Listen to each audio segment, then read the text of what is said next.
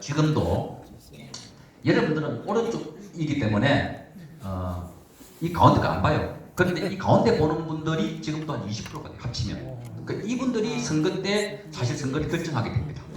이분들에게 오른쪽으로 오게 하거나 아니면 유튜브를 보게 해야 돼요.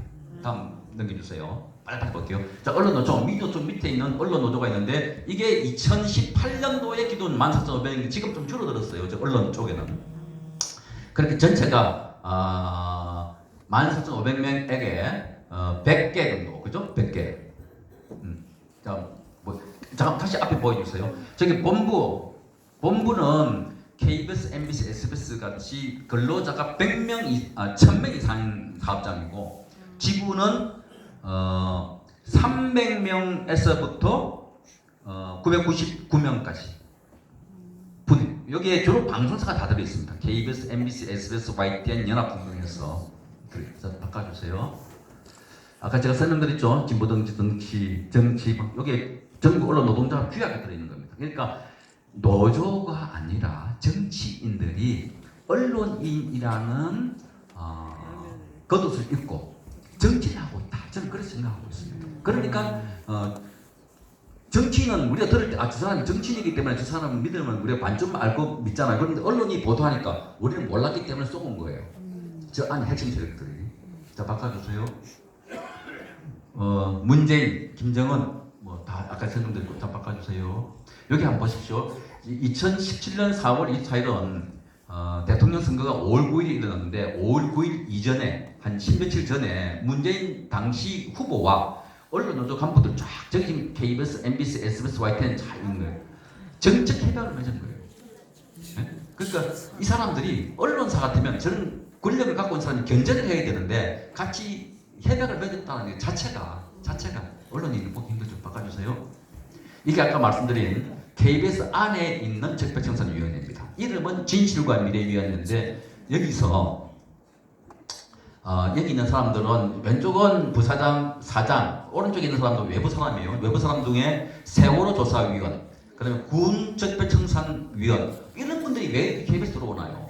그리고 이분들이 이 간판을 만들고 이름은 진실과 미래위원회인데 저 밑에 15명을 두고 있어요. 조사역으로 조사하는 사람. 그 사람이 누구냐? KBS의 언론노조, 좌파노조 성향의 사람들 대부분 그 사람들인데 저기 있는 젊은 사람들이 과거에 박근혜 정권, 이명박 정권 시절 때 10년 전에 보도했던 걸 조사해가지고 전해가지고 오라고 합니다. 어디까지 출석하시오. 문자 보내거나. 그러면 저걸 들으면 떨어요. 왜? 요거 KBS가 출범하기 전에 몇 개월 전에 MBC가 먼저 출범했어요. 그 이름은 MBC 정상화위원회. 거기서 16명이 해임됐고 수십 명이 정직 감봉을 받았습니다. 그러니까 벌벌을 떨고 있는데 여기서 부를 때 안 가면 처벌받고 저기서 조사받은 내용을 외부에 알리면 처벌받는. 그래서 이게 우리가 부를 때는 마치 개헌사령부와 같은 공포위원회다. 그러니까 언론가 자유로워야 하는 언론사 안에 이런 기구가 있어 놓으면 여기서 문재인을 칭송하거나 김정은을 찬양하더라도 잠깐만요 그렇게 보도하면 안 돼요 라고 말할 수가 있겠어요 없겠어요? 이게 무슨 민주주의 국가입니까? 그죠? 이게 언론사마다 연합에는 혁신위원회 같은 게 있었다. 바꿔주세요. 빨리 바꿀까요? 예, 바꿔주세요. 그림만 보자고요. 얼마나 외국 보도를 많이 했는가. 바꿔주세요. 자, 이거 한번 볼게요. 윤지호 씨라고 고 장자인 사건의 목격자 또는 친구다 이래가지고 이 사람이 갑자기 나타나가지고 장자인이가 죽은 지가 꽤 됐지 않습니까? 10몇 년 됐는데 그런데 이 사람이 KBS, MBC 그 다음에 SBS, YTN, JTBC 한국식 방송사에 거의 다 출연을 해요. 이렇게. 그런데 동일한 시간에 출연하는 게 아니라 오늘 KBS 출연했으면 이를테면 내일은 SBS 이런 식으로. 그런데 방송사는 서로 경쟁하고 있기 때문에 똑같은 사람을 시차를 두고 출연 안 시킵니다. 왜냐하면 경쟁사에서 먼저 방송했기 때문에. 그런데 보도해가지고 마치 자기가 본 것처럼. 그런데 뒤에 알고 봤더니 이 사람은 거짓말을 해서 지금 캐나다에 도망가 있죠. 이게 무려 9시 뉴스에 8분 넘게 출연을 했어요. 바꿔주세요. 요게 SBS. 바꿔주세요. MBC. 자, 이거 보세요. 그러면 누군가가 이거를 기획한 사람이 있지 않을까? 저 여자 혼자서 자 MBC도 가고 SBS도 가고 KBS도 가고 KBS는 무려 5번 출연했어요. JTBC는 3번 출연하고 누군가 있을 것이다. 이게 장자연 씨 건뿐만 아니라 국군 개혁 문건이 아시죠? 5.18 무슨 핵 사격이 있었다 등등 여러 가지 적폐청산 과정에 계속해서 반복적으로 노출됐던 거 누군가가 방송사를 넘나들면서 전체를 아우르는 디자이너가 있지 않을까. 그죠? 있겠죠? 있겠죠. 누구겠습니까? 자, 다음 또 보여주세요. 이게 지금 이 정권에서 뭐 비사실 유포하지 말라 그러는데 적폐청산할 때 또는 박근혜 대통령 할 때 비사실 말하자면 이러이러한 죄를 지었습니다. 계속 흘려보내고 난 뒤에 수사기관에 수사하고 나면은 바로 구속하는 그런 패턴이 지난번 적폐청산도 박근혜 대통령 탄핵 때 계속 이어지다가 갑자기 조국 사건이 오니까 이거 검찰 개혁해야 된다고 이렇게 하면 안 된다고 그랬어요. 그죠? 기억나죠? 네. 보여주세요. 넘겨주세요. 이것도 마찬가지입니다.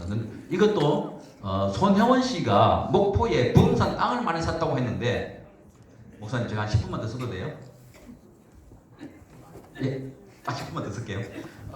했는데 그러면 기자가 가서 목포에서 땅을 취재해가지고 이게 억울합니다 해야 되는데 그걸 하지 않고 바로 손혜원 씨를 9시 뉴스에 10분 동안 출연시켜가지고 제가 부동산 투기한 게 아니에요 하는 소리를 일방적으로 시간이 좋구만. 자, 이 정도 보면 전반적으로 방송이 어떻게 보도했다는 거 아시겠죠? 길게 쓰면 아는데 아시겠죠? 자, 넘겨주세요. 이걸 하나 설명할게요. 이게 노회찬 의원인데요. 이 뉴스 9시 출연한 날이에요. 이 날이. 그러면 특활비를 본인이 국회의원으로서 특활비를 받았는데 그걸 반납했다는 겁니다. 본인이. 그래서 9시 뉴스에 출연해가지고 어떻게 국회의원으로서 그 특활비를 반납할 생각을 했습니까? 하고 칭찬했던 프로그램이에요. 그런데 이 날이 무슨 날이냐? 노회찬 의원이 드루킹 특검 아시죠? 드루킹 특검. 허익범이라는 특검으로 조사를 받는 과정에 돈을 받았다. 5천만 원인가 4천만 원. 그거 밝히던 날인데 그날 그 보도로 거꾸로 이분이 특활비를 반납했다고 칭찬하는 보도를 하는 거예요. 그러니까 선은 악하다 그러고 어둠을 빛이다 그러고 이런 보도를 하고 있으니 국민 여러분들이 이 문재인 정권을 아시겠습니까? 그래서 여러분들은 많은 분들이 대한민국이 망한다 하는데 대한민국 절반 이상의 사람들이 아무런 이상 없는 것처럼 보내고 있는 지금 현실이에요. 왜 그럴까요? 언론 때문에. 언론 때문에. 지금 이 정도의 정치, 경제, 외교, 군사 이렇게 문제가 생기면 뭘 해야 되느냐? IMF 때처럼 특집 프로그램을 만들어가지고 경제 위기입니다 하고 만들어야 되고요. 좌담 프로그램, 토론 프로그램, 여러 가지 기획 프로그램을 만들어서 안보가 위험하다.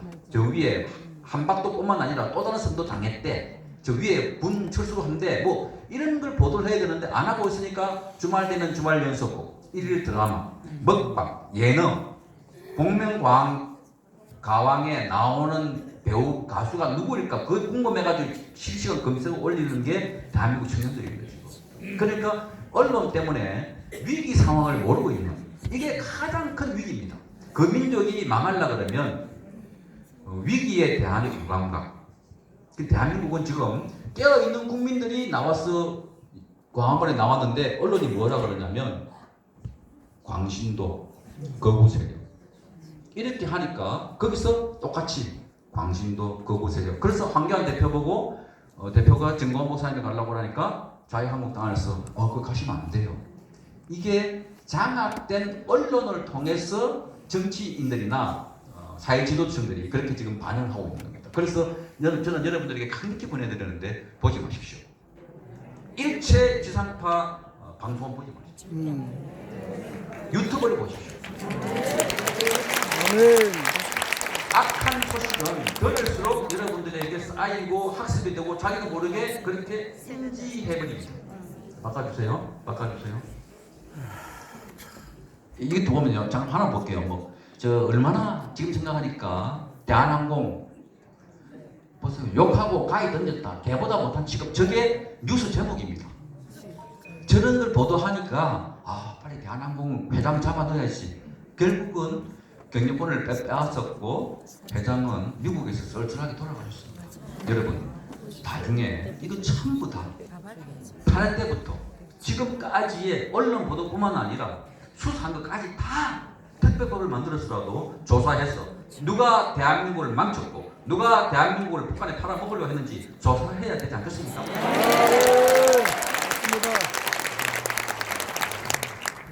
자, 빨리 갑시다.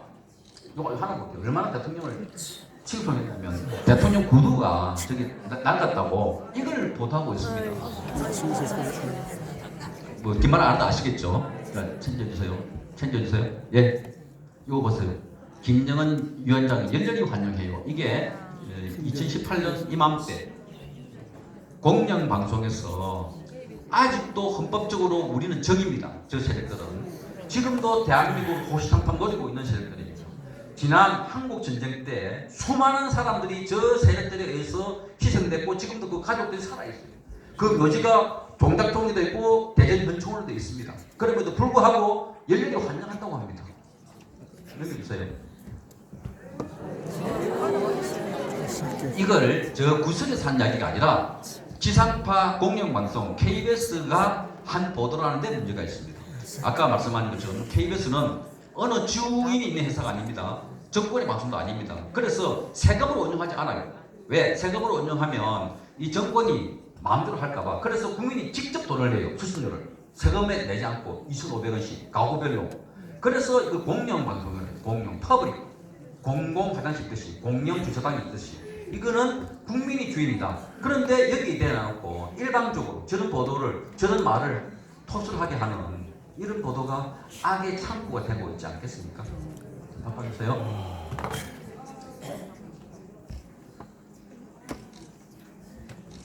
잠깐 이거 한번 보여주세요. 앞에 거. 예. 이런 게 지금 뉴스가 됩니다. 이거 김정은이가 이거 손가락 하트했다고. 바꿔주세요. 이 김정은이 필체가 주체 필체랍니다. 주체 필체. 이게 다 뉴스 나온 겁니다. 글씨처럼 저도 주체랍니다. 그 보수에 대해서 이렇게 나쁘게 보도하고 있습니다. 여러분 삭발하면 200만 원 준다는데 빨리 가세요. 저기 그 효도동에서 삭발하신 분 200만 원 다 받으셨습니까? 아니잖아요. 그러니까 이런 식으로 저 바꿔주세요. 이제 보세요. 이게 이제 탄핵 때의 모습들입니다. 한번 보시자고요. 잠깐만 이거 한번 보세요. 왜 이 사람들이 탄핵을 할 수 있었냐? 광장에 나왔습니다. 저는 그렇게 봐요. 국회의원들이. 그죠? 지금 우리 자유한국당이든 어느 야당이든 안 나오잖아요. 여러분 곁에 안 가잖아요. 왜 안 오십니까? 네? 우리가 틀딱입니까? 우리가 꼴통입니까? 우리가 수구입니까? 나라를 지키자고 하는 거 아닙니까? 제대로 된 언론을 통해서 내용을 알려고 하는 게 아니라 장악된 언론을 통해서 듣고 그래서 모인 사람들 보고 야 그거 가면 안 돼. 거기는 수구 꼴통이야. 정말 한번 나와보시고 그래서 저는 그렇게 이야기합니다. 빌립이 나다나엘에게 와보라 하니까 야 나사렛에서 무슨 선한